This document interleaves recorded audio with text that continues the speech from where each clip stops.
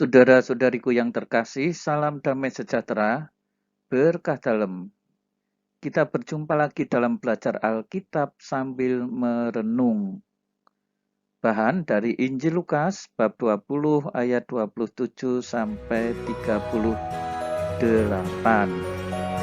Ia bukan Allah orang mati, melainkan Allah orang hidup. Baik saudara-saudari, jangan lupa untuk subscribe, bagikan kepada teman-teman di grup-grup yang saudara ikuti, dan juga kepada kenalan-kenalan yang lain. Dengan ini saudara-saudari ikut mewartakan Injil. Maka datanglah Yesus kepada beberapa orang Saduki yang tidak mengakui adanya kebangkitan. Nah, disebutkan mengenai peristiwa orang Saduki di sini datang kepada Yesus. Ya. Kelompok ini memang tidak mengakui adanya kebangkitan. Siapa orang Saduki itu ya? Jadi mereka adalah kelompok elite di masyarakat pada waktu itu. Dan kebanyakan dari mereka ini adalah orang-orang kaya. Ya, mereka sangat disegani oleh rakyat. Ya, mereka sebagai kelompok tidak dekat dengan masyarakat pada umumnya. Ya, boleh dikatakan lebih cenderung eksklusif. Kelompok orang-orang kaya saja. Tetapi di dalam soal hukum Taurat Musa, mereka ini sungguh-sungguh sebenarnya taat pada Taurat Musa.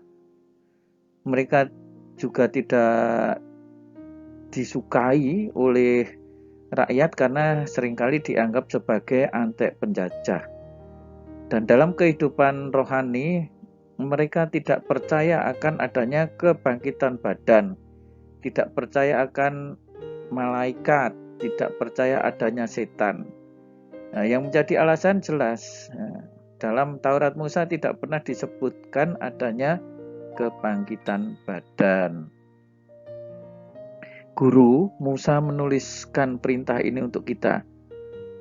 Ya, jadi sekali lagi yang dijadikan acuan adalah perintah Musa. Jika seseorang mempunyai saudara laki-laki mati sedang istrinya masih ada tetapi ia tidak meninggalkan anak, saudaranya harus kawin dengan istrinya itu dan membangkitkan keturunan bagi saudaranya itu. Nah, ini bagi orang Saduki seperti ini umum ya, karena ini memang berasal dari perintah Musa.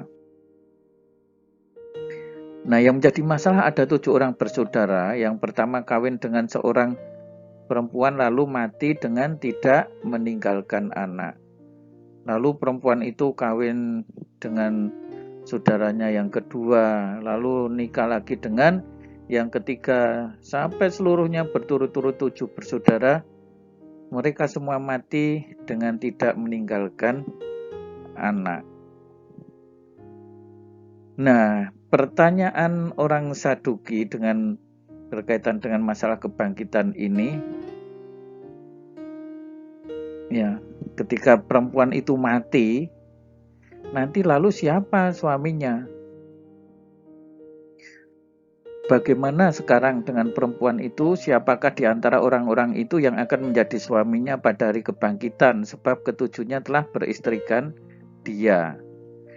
Jawab Yesus kepada mereka, orang-orang dunia ini kawin dan dikawinkan. Tetapi mereka yang dianggap layak untuk mendapat bagian dalam dunia lain itu dan dalam kebangkitan dari antara orang mati tidak kawin dan tidak dikawinkan.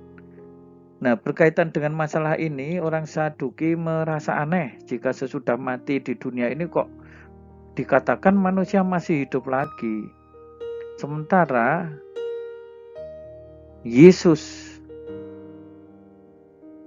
membawa kabar baru mengenai kehidupan ini, bahwa Allah yang harus diimani itu adalah Allah orang hidup, bukan Allah orang mati.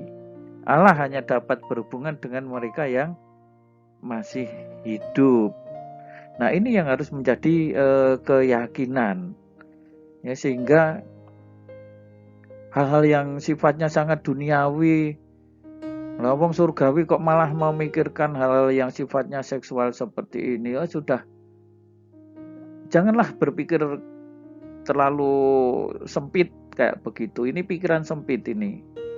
Ya, makanya jawaban Yesus ini sekaligus ingin menepis orang Saduki yang tidak percaya kebangkitan, ya, tetapi juga sekaligus ingin memberitakan atau ajakan bagi orang Saduki supaya ayo toh sekarang percaya, ini sesuatu yang ada, yang yakin.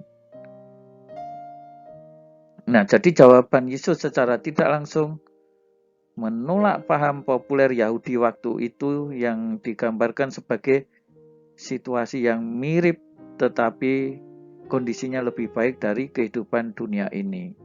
Ya, misalnya di dunia ini kawin lalu juga kawin.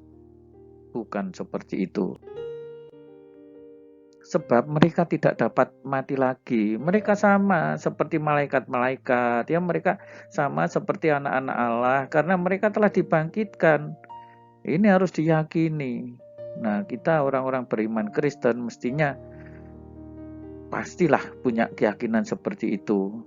Tentang kebangkitan orang mati, Musa telah memberitahukannya dalam nas tentang semak duri, di mana Tuhan disebut Allah Abraham, Allah Ishak, dan Allah Yakub. Nah, ini Musa memberitahukan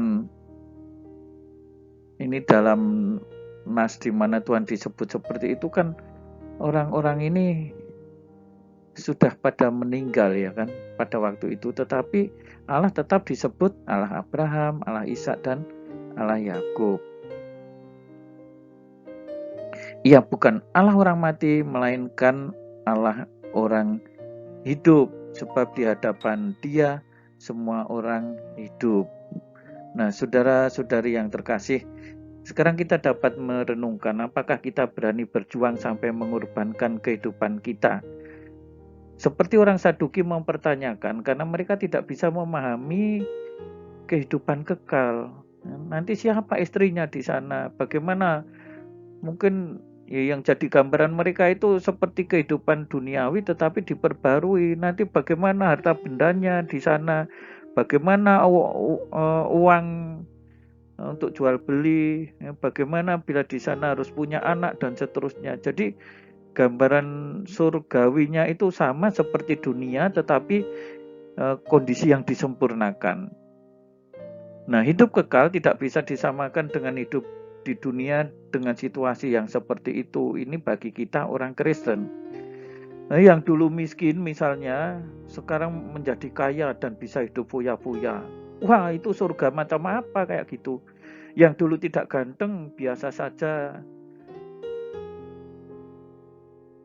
sekarang bisa mendapatkan dirinya sebagai cantik banget, cakep banget, istrinya cantik.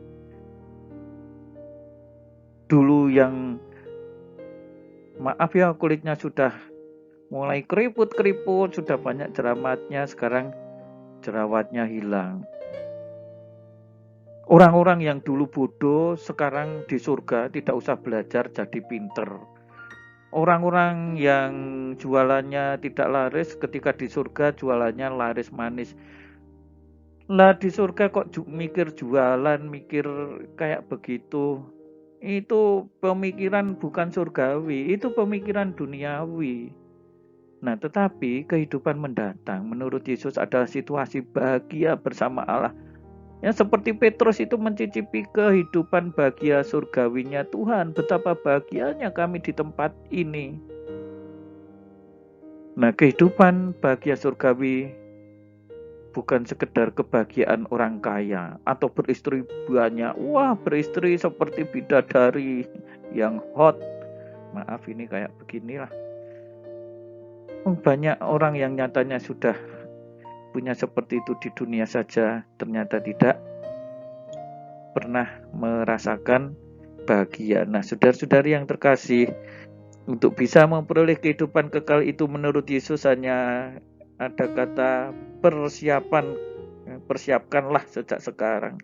Zaman ini kita ditantang ketika orang-orang dihadapkan pada perjuangan materi, ada uangnya apa tidak, sekarang kita disodori perjuangan yang lain. Kalau untuk materi kita bisa dan mau berjuang mati-matian supaya bisa hidup di dunia ini dengan layak. Nah, mengapa sekarang kita tidak mau memperjuangkan kehidupan di surga supaya hidup di surga?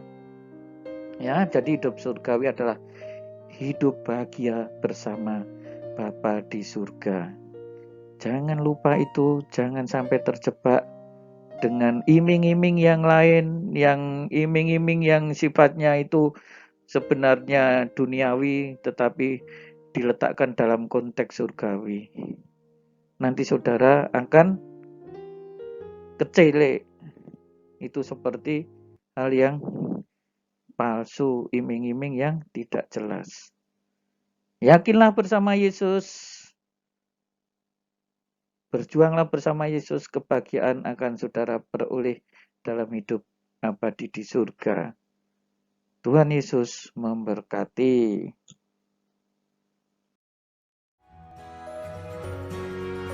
Saudara-saudari sekalian, pekerjaan saudara, aktivitas saudara, keluarga saudara dilindungi dan diberkati oleh Allah yang Maha Kuasa, Bapa dan Putera dan Roh Kudus. Amin.